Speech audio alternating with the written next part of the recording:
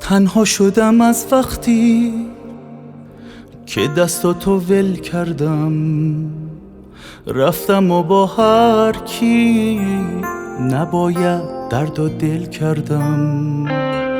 قلبم با هیچکی مثل تو آروم نمیگیره.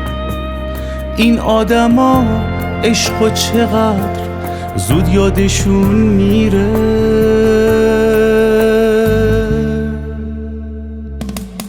حس میکنم دور از هوا قلبم نمیکوبه.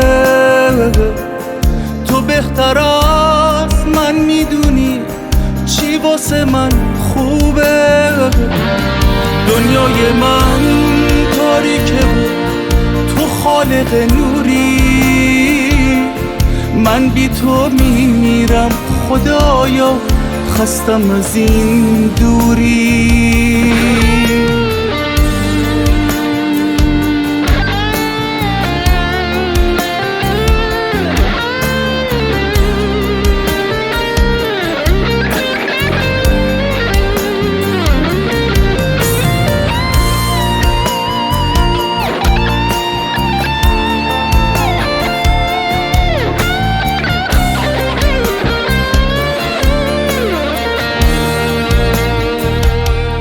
هر لحظه که اسم تو رو از خاطرم بردم، تو اوج روزای خوشم راحت زمین خوردم.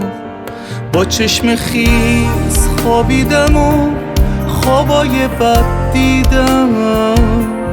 از وقتی که تنها شدم حال تو فهمیدم.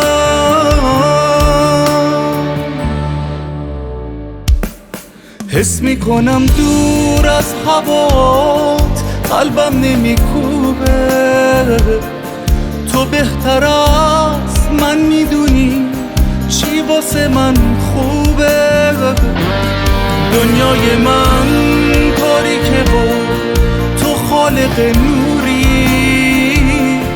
من بی تو میمیرم خدایا، خستم از این دوری.